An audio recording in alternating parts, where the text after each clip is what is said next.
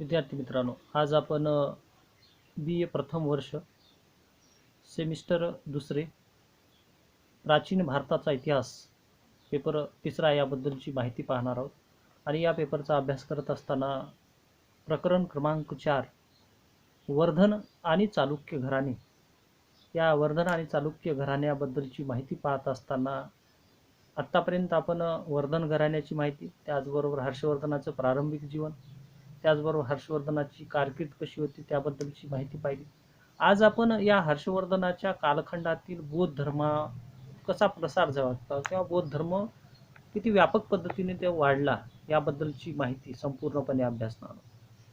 तर हर्षवर्धन याचा शासनकाळ हा तत्कालीन स्थितीमध्ये सर्व धर्म समभाव मानणारा किंवा सर्व धर्माला सद्भाव मानणारा असा हा सम्राट जो काही हर्षवर्धन होता.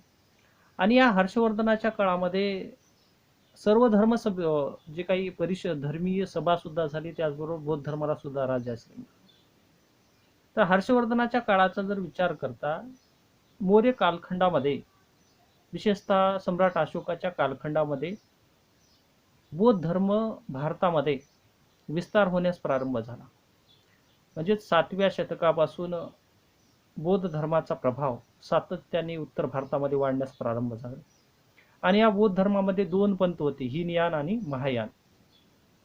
आणि या 2 पंथांचे जे काही तत्वज्ञान पुढे वाढत गेलं आणि बौद्ध धर्मावर चिंतन मनन अशा पद्धतीने तत्कालीन स्थितीमध्ये वाढण्यास प्रारंभ झालं. आणि याच माध्यमातून महायान पंथाच्या माध्यमातून भारतीय शिल्पकला म्हणजेच बौद्ध धर्माच्या ज्या काही मूर्ती सुद्धा निर्माण होण्यास प्रारंभ झाला. आणि त्याच काळामध्ये म्हणजेच महाराष्ट्रातील काही परिसर, त्याच्यामध्ये सातवाहन काळातील अजिंठा असतील, वेरूळ असेल, पितळखोरा, कारले, भाजे, एलिफंटा या ठिकाणी ज्या लेण्या आहेत त्या लेण्यामध्ये बौद्ध कला ही वाढू लागली.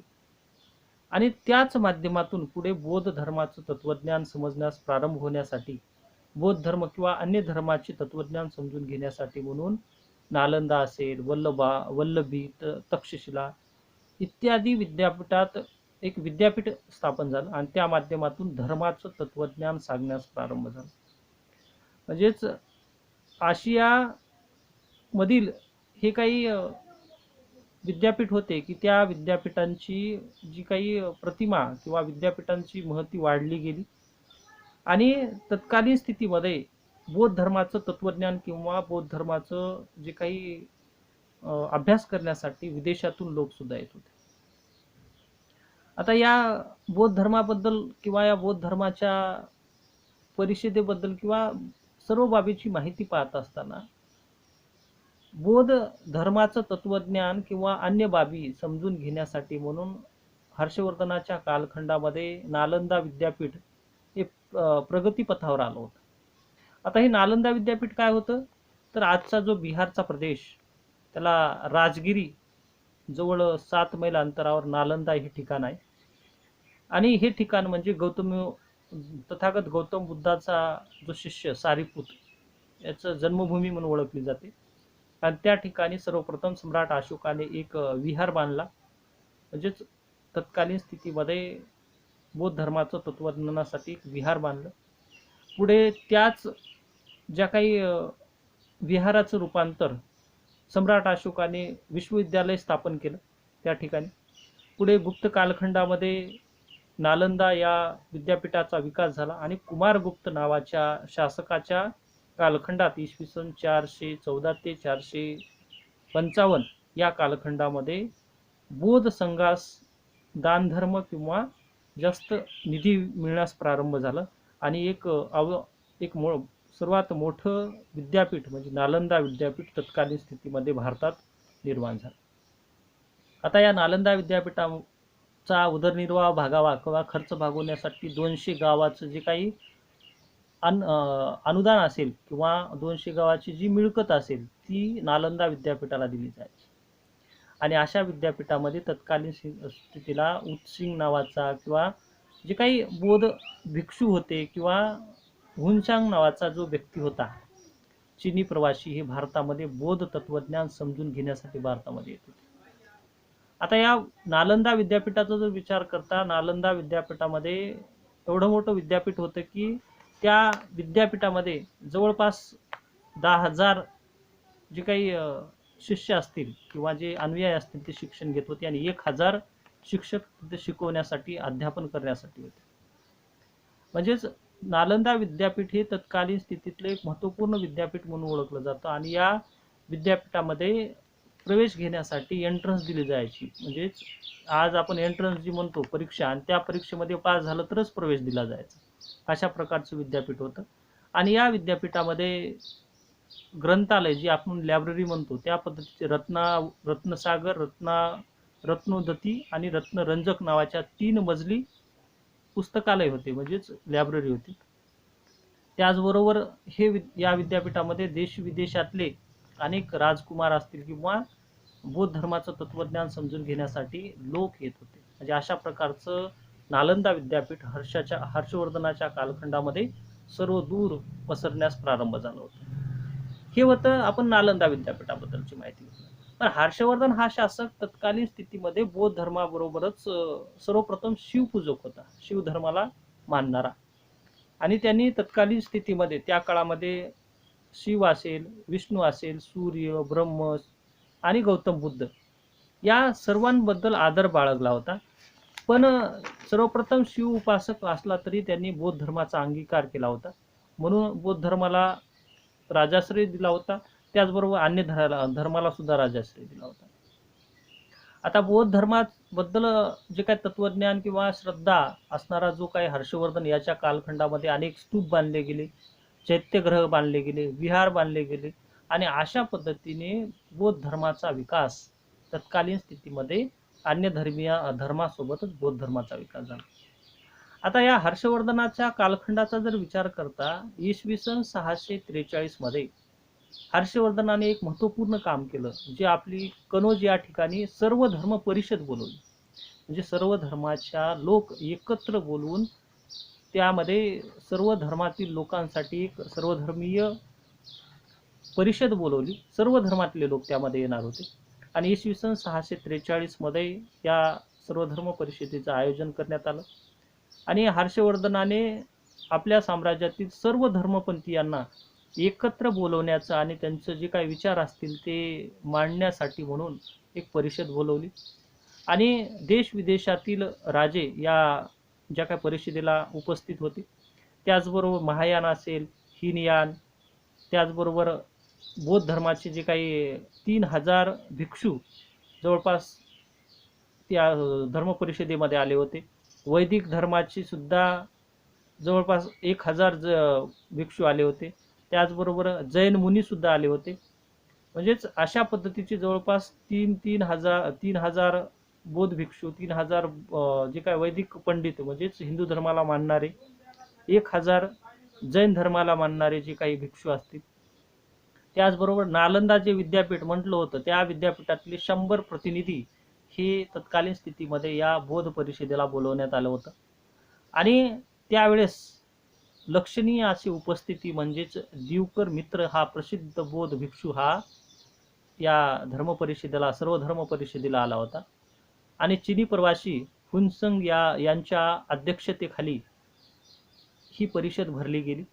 आणि या परिषदेसाठी जे कनोजमध्ये अतिभव्य असं विहार बांधलं गेलं आणि या विहारामध्ये सोन्याची बुद्ध मूर्ती ही विहारात 100 फूट उंचीच्या मनोऱ्यावर स्थापित करण्यात आली किंवा ते ठेवण्यात आलं. त्याबद्दल हुनसुंग जो चीनी प्रवासी अध्यक्ष म्हणून त्याला नेमलं होतं, त्यांनी आपल्या ज्या काय प्रवासवर्णनामध्ये लिहून ठेवलं की ही जी परिषद होती ती 23 दिवस चालली. आणि या परिषदेमध्ये तत्कालीन स्थितीमध्ये जवळपास 23 दिवस जे काही या 3 फूट उंचीची जी काही सुवर्ण बुद्धाची मूर्ती होती तिची मिरवणूक काढणे, ते पालखीमधून त्या मूर्तीची मिरवणूक काढून त्याचा उत्सव साजरा करण्याची परंपरा, म्हणजे उत्सव साजरे करण्यास सुरुवात झाली होती. यासाठी म्हणून या पालखीमध्ये समाविष्ट झालेले सर्व सर्व धर्मातील साधू होते. त्याच्यामध्ये बौद्ध साधू, वैदिक धर्मातले म्हणजे हिंदू धर्मातील साधू, जैन पंडित असतील, हे सर्व जण किंवा सर्व लोक या सर्व धर्म परिषदेमध्ये सहभागी घेतले होते. आणि या परिषदेचा मुख्य हेतू म्हणजेच अनेक विषयावर चर्चा करायचं, सविस्तर मत मांडायचं, अशा प्रकारचं काम तत्कालीन स्थितीमध्ये करण्यात आलं. आणि 23 दिवस हा उत्सव किंवा परिषद चालली. त्यामध्ये जे काही सहभागी 3000 बौद्ध भिक्षू असतील, 3000 ब्राह्मण असतील आणि नालंदा विद्यापीठातील जवळपास 1000 प्रतिनिधी असतील किंवा बौद्ध विद्वान हे सहभागी झाले. म्हणजे तत्कालीन स्थितीमध्ये हर्षवर्धनाच्या कालखंडामध्ये बौद्ध धर्माबरोबरच अन्य धर्माला सुद्धा राजाश्रय देण्याचं काम तत्कालीन स्थितीमध्ये हर्षवर्धनाने केलं होतं, हे समजून येतं. म्हणजेच कनौजची सर्वधर्म परिषद ही हर्षवर्धनाने इसवी सन 643 मध्ये भरवली. त्याच्यानंतर दुसरं होतं तो म्हणजे प्रयाग परिषद. आता ही प्रयाग परिषद सुद्धा तत्कालीन स्थितीमध्ये गंगा यमुनेच्या संगमावर म्हणजेच प्रयाग या ठिकाणी, आजचं अलाहाबाद या ठिकाणचं शहर, या ठिकाणी दुसरी धर्म परिषद भरवली गेली. आणि इसवी सन 643 ते 44 साली ही परिषद भरवली गेली. म्हणजे 644ला ही भरवली गेली. आणि या ठिकाणी जी प्रयागची परिषद होती, या परिषदेला मोक्ष परिषद सुद्धा म्हणून ओळखलं जात होतं. आणि आता ह्या परिषदेबद्दलचं जर विचार करता जवळपास 5 लाख लोक तत्कालीन स्थितीमध्ये सहभागी झाले होते. आणि यांना भोजनाची असेल, निवाऱ्याची असतील किंवा राहण्याची सोय सुद्धा केली होती.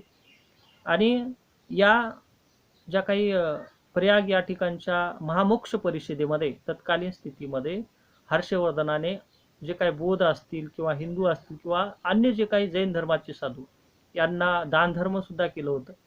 आणि शेवटी सर्व संपत्ती वाटून टाकून तो संन्यास धर्म पत्करण्यास म्हणजेच विरक्त होण्यास प्रारंभ झाला होता. आणि दर 5 वर्षांनी प्रयाग येथे दान देण्यासाठी सभा ही आयोजित करण्याचं धोरण ह्या हर्षवर्धनाने केलं. आणि या ठिकाणी 100 बौद्ध भिक्षूंना जवळपास 1,100,000 सुवर्णमुद्रा, वस्त्र, भोजन देण्याची परंपरा ही तत्कालीन स्थितीमध्ये ही हर्षवर्धनाने केलं होतं. म्हणजे गंगा यमुनेच्या संगमावर जो प्रयाग या ठिकाणी 644 मध्ये ही परिषद म्हणजे प्रयाग परिषद भरवली. आणि या 50,000 जे काही 50,000 पेक्षा जास्त म्हणजे 5 लाखापर्यंतचे प्रतिनिधी आलेले होते, अशा प्रकारचं मत ते हुनसिंग यांनी मांडलं. आणि या परिषदेमध्ये जे काही हा परिषद किंवा ही परिषद 75 दिवस चालली. प्रारंभी बुद्ध मूर्तीचे पूजन केले गेलं. दररोज बौद्ध भिक्षू असतील किंवा वैदिक जे काही पंडित असतील, जैन मुनी असतील, यांना मुक्त हाताने दानधर्म करण्याचं काम हर्षवर्धनाने केलं. त्याचबरोबर तत्कालीन स्थितीमध्ये ज्या समारोपाच्या शेवटी हर्षवर्धनाने तर आपल्या अंगावरचे वस्त्र सुद्धा दानधर्म देण्याचं काम केलं. आणि शेवटी राजश्री कडून म्हणजेच आपल्या बहिणीकडून काही कपडे मागून घेऊन हे सर्व जे काही राज्य त्याग करून टाकलं. आणि त्यांनी शेवटी आपलं जीवन म्हणजेच विरक्त जीवन या राजकीय पार्श्वभूमीपासून दूर करण्याचं काम केलं होतं. असा होता तो हर्षवर्धन. आता या हर्षवर्धनाच्या कालखंडात बौद्ध धर्माचा प्रसार जास्त प्रमाणात झालेला दिसून येतो. तो हुनसिंग नावाचा जो चिनी प्रवास वर्णनकार होता, जो भारतामध्ये बौद्ध धर्माचं तत्वज्ञान समजून घेण्यासाठी आला होता. आणि तत्कालीन स्थितीमध्ये हजारो बौद्ध विहार होते असं त्यांनी लिहून ठेवलं. आणि त्याचबरोबर प्रत्यक्ष जवळपास 1000 बौद्ध विहार आणि त्याला भेटी देण्याचं काम सुद्धा या हुनसिंग या प्रवास वर्णनाने केलं होतं. जवळपास 2 लाख भिक्षू या परिषदेमध्ये भाग घेतले होते. आणि काश्मीर हे महत्त्वपूर्ण ठिकाण तत्कालीन स्थितीमध्ये बौद्ध धर्माचं महत्त्वपूर्ण ठिकाण म्हणून मानलं जात होतं. बौद्ध धर्माबरोबरच हिंदू धर्म असेल, जैन धर्म असेल, या धर्माला सुद्धा हर्षवर्धनाने एक महत्त्वपूर्ण स्थान दिलं होतं, दर्जा दिला होता. म्हणजे सर्व धर्म सहिष्णू मानणारा हा शासक म्हणजे हर्षवर्धन होता. त्याच्या काळामध्ये शिव असेल, विष्णू असेल, सूर्य असेल, अशा अनेक अनेक देवाची मंदिरे स्थापित झाली.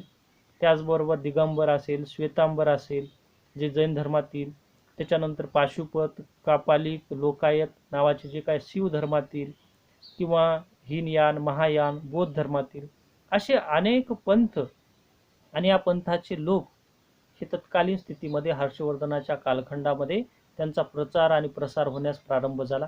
पण बौद्ध धर्म असेल, हिंदू असेल, जैन असेल या धर्मामध्ये कोणताही मतभेद नव्हता किंवा सर्व धर्म समभाव मानणारे किंवा एकमेकांमध्ये द्वेष भावना किंवा तेढ अशा प्रकारची भावना तत्कालीन स्थितीमध्ये नव्हती. म्हणजेच तो कालखंड म्हणजे हर्षवर्धनाचा कालखंडाचा जर विचार करता बौद्ध असेल किंवा हिंदू यामध्ये संघर्ष नव्हता किंवा एकमेकांबद्दल आरोप प्रत्यारोप करण्याची परिस्थिती सुद्धा तत्कालीन नव्हती. अशा प्रकारचं वर्णन हुनसुंग नावाच्या ज्या काही चिनी प्रवास वर्णनकाराने मांडलं आहे. त्याचबरोबर बाणभट्टाच्या हर्षचरित्रात हर्षचरित्र असेल हे सुद्धा त्या काळामध्ये निर्माण झालेलं एक महत्त्वपूर्ण साधन मानलं जातं. आता बौद्ध विद्यापीठातील जे काही समृद्ध ग्रंथालय होतं त्यामध्ये या हुनसुंगने तत्कालीन स्थितीमध्ये 657 ग्रंथ जेव्हा भारतातून तो परत जाताना चीनला घेऊन गेला आणि अनेक बौद्ध अवशेष त्यांनी मोठ्या श्रद्धेने चीनला घेऊन गेला आणि आजच्या स्थितीमध्ये सुद्धा चीनमध्ये बौद्ध धर्माचे अनेक ग्रंथ हस्तलिखिते आणि जे काही अवशेष त्या ठिकाणी आढळून येतात. म्हणजेच हर्षवर्धनाचा कालखंड हा एक वैभवशाली कालखंड म्हणून ओळखला जातो आणि या हर्षवर्धनाच्याच कालखंडामध्ये काशी असेल, वल्लभी, नालंदा, तक्षशिला, विक्रमशिला ही विद्यापीठे स्थापन झाली आणि या ठिकाणी जे काही अभ्यासक होते हे त्यांची आंतरराष्ट्रीय ख्याती होती. म्हणजेच बाहेरच्या देशातले जे काही विद्यार्थी होते ते सुद्धा या ठिकाणी जे काही अध्ययन करण्यासाठी किंवा शिकण्यासाठी येत होते.